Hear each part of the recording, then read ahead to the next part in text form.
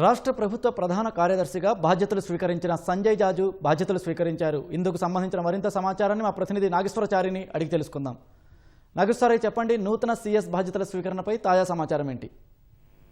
రాజ్ కుమార్ కొత్త ప్రభుత్వ ప్రధాన కార్యదర్శిగా సంజయ్ జాజు బాధ్యతలు స్వీకరించారు.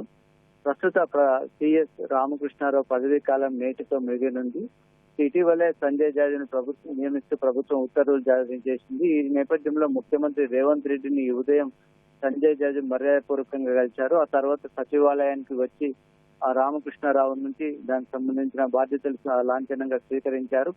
1992 బ్యాచ్ ఐఏఎస్ బ్యాచ్ కు చెందిన సంజయ్ జాజు 2029 ఫిబ్రవరి వరకు సర్వీస్ లో ఉండనున్నారు. ఆయన స్వస్థలం మధ్యప్రదేశ్ రాష్ట్రం.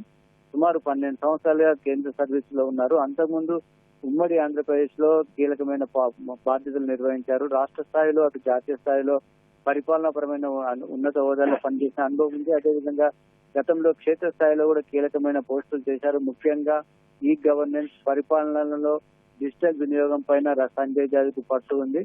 మెకానికల్ ఇంజనీరింగ్ లో ఎంటెక్, ఎంబీఏ ఫైనాన్స్ చదివారు.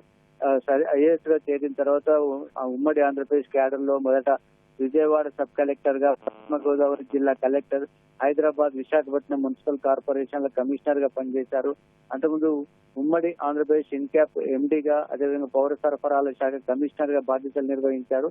ఉమ్మడి ఆంధ్రప్రదేశ్ లో ఐటీ, ఈ గవర్నెన్స్ కార్యదర్శిగా ఉన్నప్పుడే ప్రస్తుతం తెలుగు రాష్ట్రాల్లో వాడుతున్నటువంటి మీ సేవ ప్రాజెక్టు ప్రజలకు అందుబాటులో వచ్చింది. మీ సేవ ప్రాజెక్టును ప్రజలకు అందుబాటులో తీసుకురావడంలో కూడా సంజయ్ జాజు కీలక పాత్ర పోషించారు.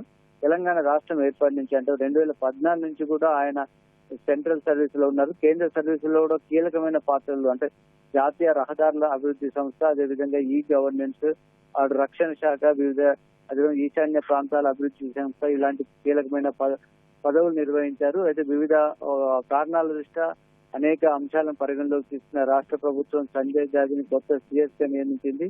మరో 2.5 ఏళ్ల పాటు ఆయన పదవిలో ఉంటారని ఒక అధికార వర్గాలు భావిస్తున్నాయి. కొత్త సీఎస్ గా బాధ్యతలు చేపట్టిన నేపథ్యంలో వివిధ శాఖ ఐఏఎస్లు, అదేవిధంగా సచివాలయ వర్గ ఉద్యోగులందరూ కూడా అభినందనలు తెలిపారు. రాజ్ కుమార్, ధన్యవాదాలు నాగేశ్వరచారి.